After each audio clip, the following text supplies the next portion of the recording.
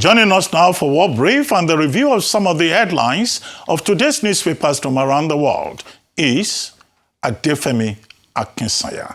Good morning, Adefemi. Good morning, Dr. Ruben. Welcome back. Happy birthday to you. Thank you, and happy birthday to you too. So it's an honor to share November with you. November people. A little jealous of this November park. I don't understand. There are many of us all over.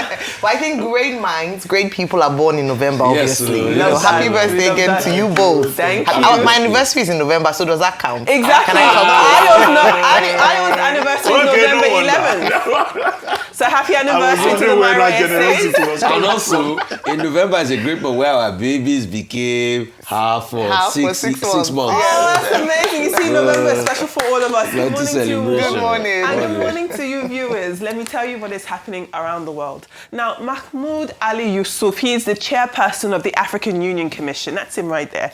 He has stated at the United Nations in New York that there is no genocide in northern Nigeria. Let's take a listen to what he had to say. The first victims of Boko Haram are Muslims, not Christians. The first victims, and I'm saying it with documented references. So the complexity in the northern part of Nigeria should not be taken, that easily. So what we are saying to those statements, with regard to those statements, is that the African continent is very complex.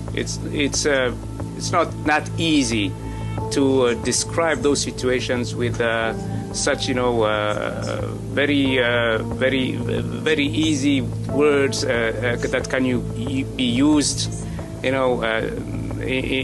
a not reasonable way. That's why the African Union continent, the African Union Commission are very clear about that. We made it clear in our statement and communique.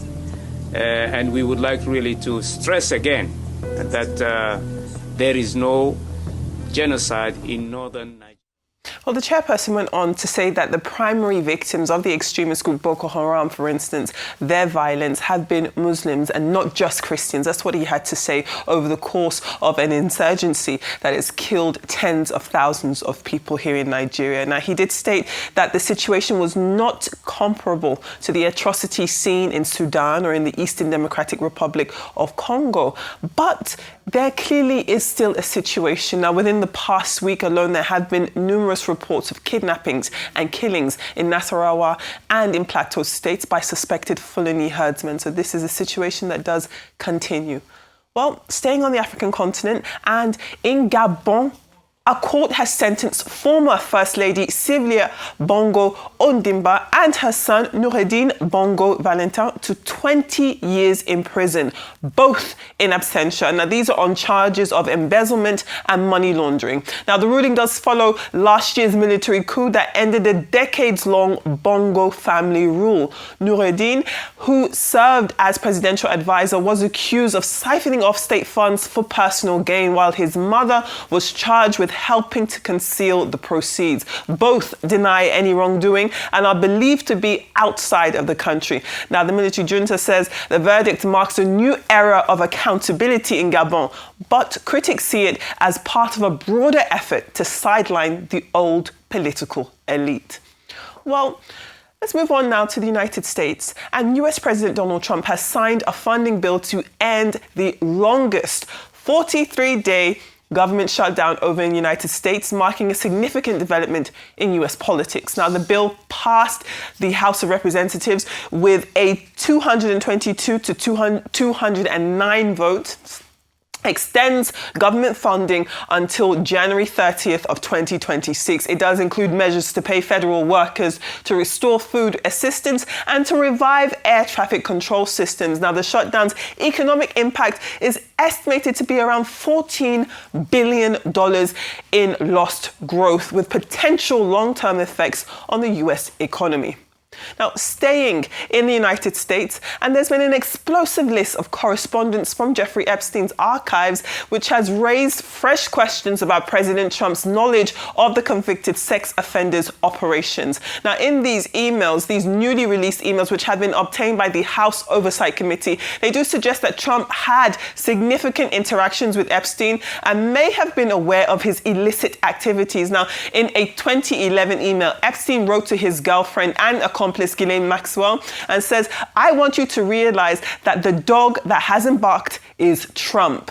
Then they go on to name the victim. It's believed that it is Virginia Giuffre that they're responding to, but she is not named in that document, and says that she spent hours with him at my house. Now, he has never once been mentioned. That's what that one email says. Another email from 2019 has Epstein telling author Michael Wolff that Trump knew about the girls, though the context and meaning behind that message remains unclear. However, Trump himself has vehemently denied any wrongdoing, saying that he and Epstein were friends before having a falling out, while accusing the Democrats of using the Epstein emails as a distraction from the government shutdown. Next week, the US House will vote on a bill on whether or not to release the Epstein files. Well, we end today's World Brief with news that Italian authorities are probing allegations that Italian civilians were paid, or rather paid, to travel to Bosnia during the war there to shoot at civilians in Sarajevo. Now, the investigation led by Milan's public prosecutor's office was sparked by journalist Ezio Gavenzi. His findings include testimony from a Bosnian military intelligence officer. According to those reports, wealthy individuals from Italy and other countries would fly from Trieste to Sarajevo in Bosnia, where they would pay Serbian forces to let them shoot at civilians from hillside positions. The alleged sniper safaris, as they are called, reportedly charge different rates for killing men, women, or children, with prices ranging up to 100,000 euros. Now, the investigation comes amid renewed attention into the Bosnian War, which claimed over 11,000 civilian lives during the 4-year siege of Sarajevo. Some British soldiers who served in Sarajevo dismissed these claims entirely as an urban myth. However, clearly Italian authorities see that they have merit and are taking the allegations seriously, which is why they have launched this investigation. Now, we'll come over to my wonderful colleagues for their thoughts on the World Brief, but first let's take a look at our newspaper headlines from across the world. As ever, we begin with the front page of This Day, and This Day does lead with our very own chairman and editor-in-chief of Arise Media Group and This Day newspaper, Prince Nduka Obagbena, announcing the future launch of a new social media platform called Leke Leke. I know you've heard my voice on the promo for some time now. So Leke Leke. You have. It is, of course, a social media platform and will launch in January of 2026. The platform is designed to revolutionize Africa's digital communication space. It promises low data, high performance features, and it includes social feeds, private messaging, community engagement tools, and an in-app monetization options for creators. Now, according to Prince Nduka Obagbena, Leke Leke's goal is to give Africans more control over how their content is shared and monetized. It is a move seen as a bold step towards reducing Africa's dependence on US and Chinese-owned platforms. Now, the launch comes at a time where over 500 million smartphone users across Africa are seeking local, secure, and affordable digital alternatives. Huge congratulations. Now, also on the front page of this morning, we have President Bola Ahmed Tinubu calling on Nigerian editors to exercise their watchdog responsibilities with fairness and a strong sense of national unity. Governor Hope Uzodinma, who was also addressing the gathering, he urged the media to play a constructive role in shaping narratives ahead of the 2027 general elections. Well, let's move on to the Vanguard, because similarly, the Vanguard this morning does lead with the editors' conference, and it focuses on President Tinubu backing the Nigerian Guild of Editors' demand for VAT exemption status and tax holidays to ease the financial pressure on struggling media houses. The president was also quoted as saying that a strong and independent media is essential for democracy, but that journalists must report with responsibility and patriotism. Let's take a look at The Punch this morning. The Punch does take a different angle with its lead story, and it does report on this face-off between the FCT Minister Nyesom Wike and the naval officer A. Yerima over this disputed piece of land over in Abuja. Now, the Defense Ministry has since confirmed that a formal investigation is underway, assuring that officers performing lawful duties will be protected. Now, legal experts quoted by the paper says that the episode that we saw between the Minister of the FCT and the naval officer need to be balanced with civil authority and military protocol. Let's take a look at the Daily Independent this morning. It does report that the Senate has decided to approve this 1.15 trillion naira loan to help fund the 2025 budget deficit. Now, Deputy Senate President Barao Jibrin says that the funds will be channeled into key capital projects aimed at driving growth and improving infrastructure while maintaining debt sustainability. To the Daily Trust. The Daily Trust looks at the north as usual, but it is focusing on the aftermath of this devastating fire that took place at Singer Market over in Kano. That's where we're seeing the picture headlines today. And we're seeing the destroyed shops, hundreds of them. Traders are counting their losses, with one victim telling the paper that his lost goods and cash were worth 120 million naira. Devastating losses. Now, authorities have launched an investigation into the cause of the fire, which is being described as one of the worst market incidents in recent years. To the New Telegraph this morning. The New Telegraph leads with education reform, reporting that the federal government has abolished the national language policy. This is going to declare essentially English as the sole medium of instruction from pre-primary to tertiary education. Now, the Education Minister for Nigeria, Dr. Tunji Alausa, made this announcement in Abuja, citing research that linked poor academic performance to the use of multiple mother tongues in the classrooms. Now, he said the decision marks a shift towards evidence-based reforms and also aims to raise Nigeria's learning outcomes and competitiveness internationally. Well, let's take a look at some UK papers. We'll round off today with looking at both The Guardian and the Daily Mail, both of them looking at huge stories coming out of the United Kingdom with the revelations, of course, from the Jeffrey Epstein case. Now, if we take a look at The Guardian reports that the newly released emails that we've seen suggest that Donald Trump was aware of girls being procured for Epstein's sex trafficking network, with one message stating, of course, Trump knew about the girls. Now, the Daily Mail, however, it does also dedicate its front page that you got that photograph of Andrew alongside Virginia Giuffre, and it says that it has now been officially verified as authentic. You do remember that there was some denial coming from Andrew's side that that photo was doctored, that was not real, but it has since come out, according to the Daily Mail, and of course, according to Virginia Giuffre before her untimely passing via suicide, that photograph is genuine. Well, those are your World Brief stories, and those are your newspaper headlines from across the world. Love to hear your thoughts. Real quickly, so the truth is coming out now, and over 20,000 documents and emails from the Epstein estate shows that Trump was aware of all of this. In fact, they said he was the only one pretty much that has not spoken as regards it. Those conversations even went ahead to the fact that they were even prompting him on how to respond if the CNN had asked him during the presidential debate if he knew anything about the Epstein file. You see, like I said, the head, like they say in local parlance, of Virginia Giuffre will not go like that.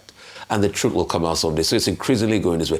I do not see any reason why we cannot bring a formal charge against Andy, Prince Andrew now in England, so that he should go to jail. It's not just stripping him of all the royal privileges and perks. He should go to jail for things like this. Because the picture he denied, he lied about, has been proven to be true.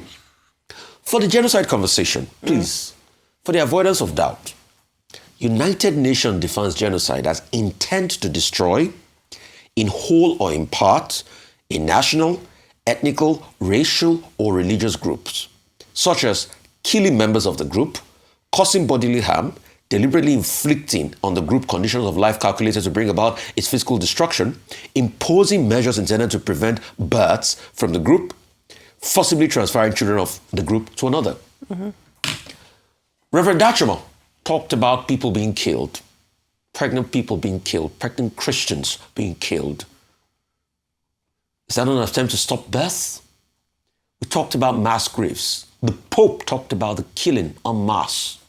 We saw Yelwata. You saw this massacre. Genocide convention says once you have the intent, as long as the intent's there's genocide. So, you see, in a matter like this, everybody, once they mention genocide, people start to get frenetic. They try to push it away. We all saw how Israel tried to tell us lies before our own eyes, even started attacking the United Nations that no genocide was happening in Gaza. So we are not surprised from this narrative. All we just want is people should stop the killing. Yes. There was a lawmaker in Benue that said about 3 to 4 pastors were killed as on the, I think on the 9th, 10th, and 11th of this month. And they saw their body macheted in Benue. Those killings were not reported. They are not in your prominent newspaper in Nigeria. I read that in Authority newspaper. So it's not in the Punches of this world or the Big Five. So you can see the extent of killing going on. For me, the hypocrisy in Gabon is that, yes, it's good to take back all the things they have stolen. But the hypocrisy is, who is prevailing over taking all of this thing back? Is it the same Bryce Uguema has become a leader and a dictator unto himself, that he too is cutting away state resources in Gabon? Well, the joke is on all of us. May Africa be free.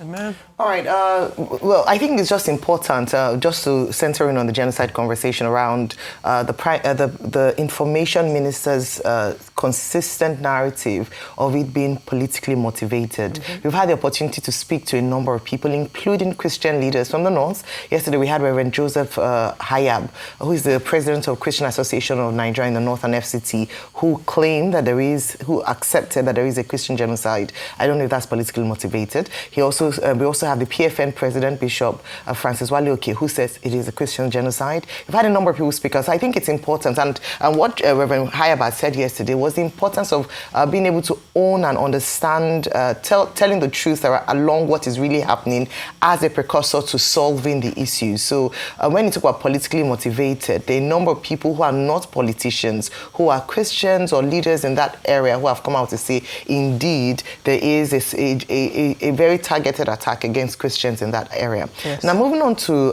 the newspaper, I think it's just to put a spotlight on British politics this morning, especially the fact that Keir Starmer is on shaky grounds. He's set to be on shaky grounds, even though the primary actor, the person who is said to be the primary actor, Wes Streeting. Yes, and I think an interest in Wes because Wes has been primed from a young age to be prime minister.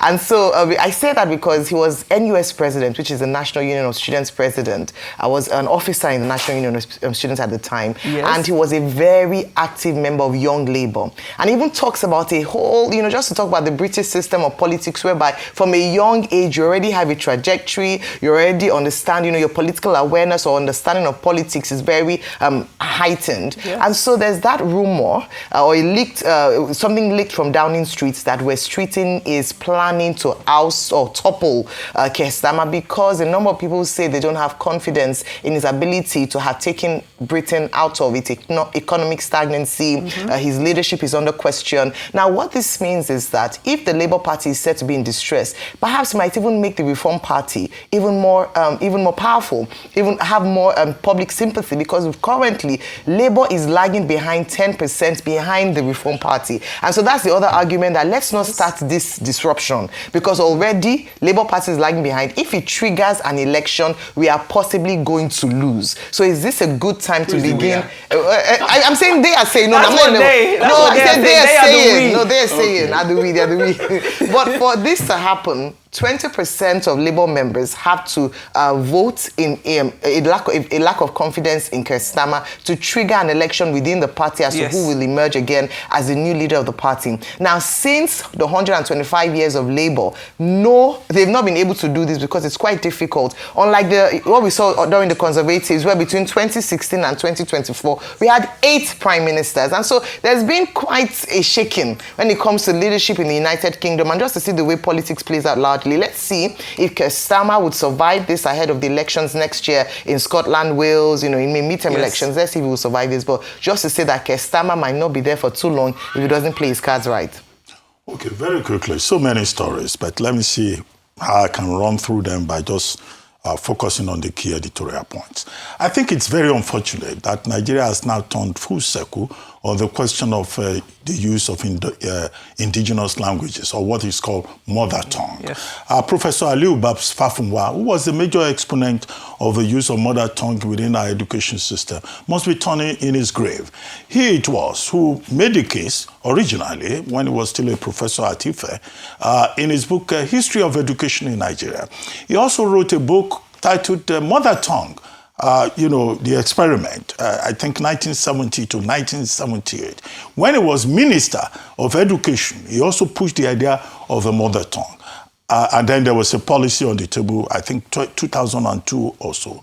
But now the Minister of Education, Dr. Alausa, is telling us that based on research and data, they have discovered that mother tongue instruction in Nigerian schools up to the first 6 years of primary school is no longer working. Well, that data may need to be interrogated further. It's not just enough for the minister to tell us this is what data tells us. Second, why is it that mother tongue instruction works in China? Why is it that it works in Korea? Why is it that it works in India? It does not work here. I think the interrogation should look at the system that we have in place because, as Professor Aliu Babs Fafunwa argued, mother tongue instruction has to do with cognition, identity, culture, deepening, all of those value-based, narratives in that regard. That's one. Number two, you quoted Prince Obagbena. We discussed him earlier too, about Africa telling its own story. Look, there's an imbalance in the world information order where the North projects its own narrative and the South doesn't get an advantage. And that's why this whole argument in communication theory is about how do we address that balance. And it's an important issue to raise. And what that takes me to the issue about Minister Yusuf Tuga, who appeared, I think, on Piers Morgan, Uncensored. He raised one issue on his Twitter page and on Instagram. He said he gave factual, verifiable data to show that there is no religious persecution in Nigeria. And he wrote on his X account that he hopes that the interview will be aired unedited so that, Piers Morgan doesn't take it to fit into the Western narrative that there is genocide in Nigeria. And it's also instructive that the chairperson of the AU Commission is also saying, look, there may be insecurity, there may be banditry in Nigeria, but there is no evidence that, Muslims or Christians are being specially targeted in the same manner in which, a clear case of genocide that you refer to, which is the Italian case of safari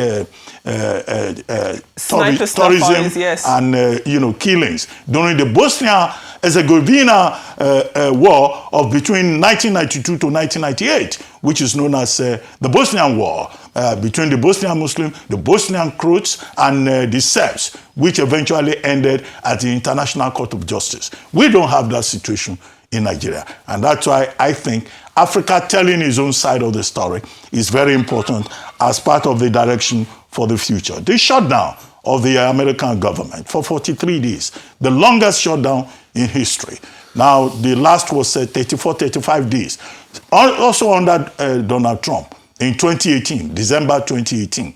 And now for 43 days this time around because of the filibustering, between the Democrats and the Republicans. But at the end of the day, Trump had his way because the 6 Democrats crossed to the other side and joined the Republicans. And the Democrats could not even get what they wanted. They wanted an extension of Obamacare, of health care subsidies. Yeah. They didn't get that. Now it's been postponed till December for another round of debate. Instead, it's the Republicans who triumph. In fact, they even included in that bill, now a law signed yesterday by President Trump, is a removal of punishment for people who use their phones to promote 2021 riot at the Capitol.